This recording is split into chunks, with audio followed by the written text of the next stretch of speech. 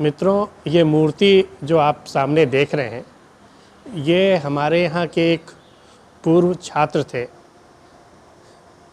जो बाद में बनारस हिंदू विश्वविद्यालय में प्रोफेसर रहे मूर्तिकला विभाग के, और वहाँ से रिटायर हो गए। प्रोफेसर दिनेश प्रताप सिंह।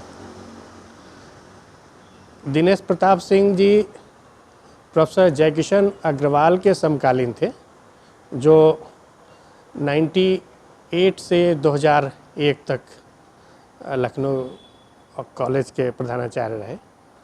ग्राफिक विभाग के वो प्रमुख रहे। तो ये दिनेश प्रताप सिंह जी लखनऊ कॉलेज में ही एक बहुत ही रिनोन्ड मूर्तिकार थे, श्रीधर महापात्र जी। हम अपने पिछले वीडियो में श्रीधर जी के बारे में बता चुके हैं कि श्रीधर जी जो कोणार्क के मूर्तिकारों का जो घराना था, उस परंपरा से प्रशिक्षित मूर्तिकार थे। और हमारे यहाँ व्यवस्था है कि ट्रेडिशनल या प्रोफेशनल आर्टिस्ट को हम यहाँ पे विशेष वरीयता दे कर के रखते हैं। उनके वो प्रमुख शिष्यों में थे दिनेश प्रताप सिंह जी।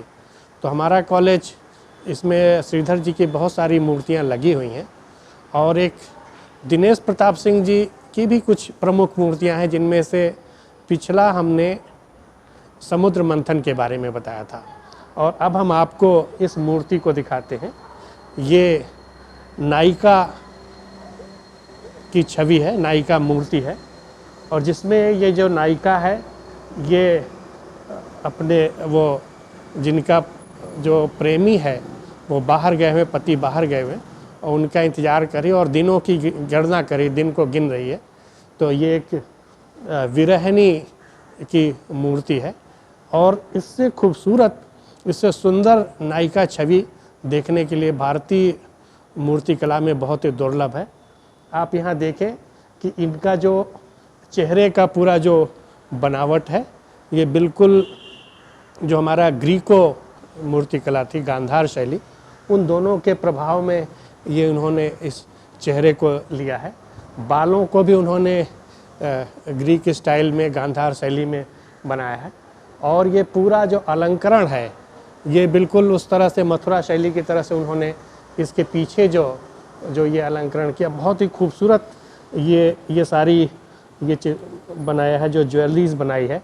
और इस पूरे शरीर को देखें, नायिका की जो छवि है, ये त्रिभंग मुद्रा में है। भंग कहते हैं वास्तव में शरीर के अलग अलग जगह से मोड़ने के, कि उनमें कई सारे अलग अलग हैं। जैसे अगर एक जगह से होगा तो भंग मुद्रा, दो जगह द्विभंग है, तीन जगह से है तो त्रिभंग है, जो कृष्ण की बड़ी प्रमुख मूर्तियां बनती हैं, जहाँ पे तीन गर्दन झुकी होती है, कमर से झुका होता, फिर पैर से टेढ़े हुआ करते हैं। ये एक त्रिभंग मुद्रा है। उसी तरह से शिव की मूर्तियां बनती हैं जो बहुभंग मुद्रा में है। तो ये हमारी जो मूर्ति है त्रिभंग मुद्रा में है। और आप देखेंगे कि जो भारतीय मूर्ति कला है, उसका आदर्श चित्रण इन्होंने किया है। जो नायिका छवि के बारे में जो हमारे सौंदर्य शास्त्रियों ने और जो हमारे प्रमुख जो फिलोसफर्स थे जिन्होंने कहा है, तो आप देखेंगे कि यहाँ पर इन्होंने कैसे उनकी बालों को भी बिल्कुल डेकोरेटिव स्टाइल में लिया है। ये वस्त्र जो हैं, उनका जो ओढ़नी है, और ये सारी चीज़ों को उन्होंने किस तरह से लयात्मक ढंग से लिया है। पूरी मूर्ति ये लगभग न्यूड है। ऐसी बात नहीं है जो उसके सौंदर्य में कमी करती हो, बल्कि इसके सौंदर्य को बिल्कुल बहुत बढ़ा कर दिखाया गया है, क्योंकि इन्होंने काफ़ी सारी ज्वेलरी पहन रखी है, और ये सारी ज्वेलरी बिल्कुल लय के से दिखाया गया है। और देखते हैं कि आप इसके प्लेटफॉर्म को भी उन्होंने उसी तरीके से डेकोरेट किया है, जो हमारे इंडियन जो हमारी स्कल्पचर्स था, जो मथुरा शैली की थी, जो और एक और बात ख़ास मैं इसके बारे में बता दूं कि आपको वो मूर्ति याद होगी जो इंडियन म्यूज़ियम कोलकाता में है 12वीं शताब्दी की, और जो मूर्ति ये हेलविड कर्नाटक से उत्खनन में प्राप्त हुई थी। तो ये मूर्ति जो है वो ग्रेनाइट स्टोन पर है। अगर आप उस मूर्ति को देखेंगे तो उससे इसकी काफ़ी समानता है। ये उसमें जो ये उनकी जो ज्वेलरी बनाई है, जो खड़े होने का तरीका है, और जो सारी जो चीज़ें हैं वो बिल्कुल बहुत समानता है। लेकिन वो जो मूर्ति है दर्पण में मुख देखती हुई स्त्री का है, तो उस मूर्ति का इसमें काफ़ी प्रभाव, इन्फ्लुएंस देखने को मिलता है।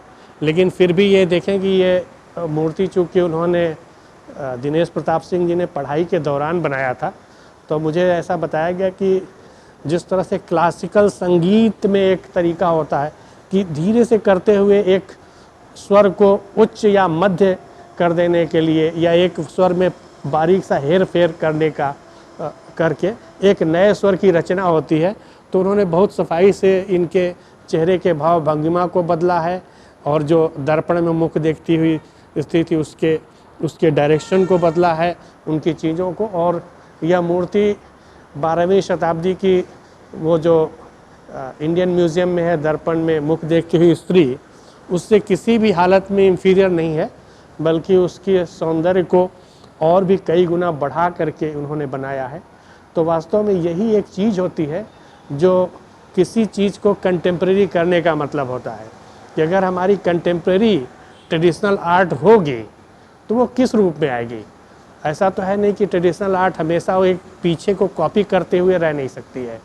किसी भी कला का विकास तभी होगा जब वो उसमें लगातार ऐड ऑन करते हुए आए।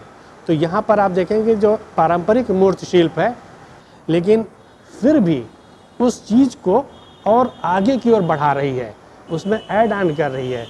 यही इस मूर्ति की विशेषता थी जो हमें आपसे बताना था। आप देखें कि जो हमारे यहाँ अजंता की मूर्तियों में जो ड्राइंग है ख़ास तरीके की, वो सारी चीज़ें भी इसमें दिखती है। जो पल्लवाकार उंगलियां हैं और नाखून को जिस तरीके से चित्रित किया है, जो इंडियन वॉश में बनाया जाता था या अजंता की मूर्तियों में, अजंता के चित्रों में जो बनाया जाता था, उन सारी विशेषताओं को भी इन्होंने जोड़ा है। और चूँकि हमारी जो खुदाई में मूर्तियाँ मिलती हैं वो ज़्यादातर खंडित हैं, किनकी नाक टूटे हैं, किसी का दूसरा, और ये मूर्ति अखंड है, इसमें कोई अभी टूट फूट नहीं है, पूरे रूप में है। इसलिए भी इसका सौंदर्य काफ़ी श्रेष्ठ है। तो इन्हीं के साथ आप इस मूर्ति का आनंद लें। नमस्कार।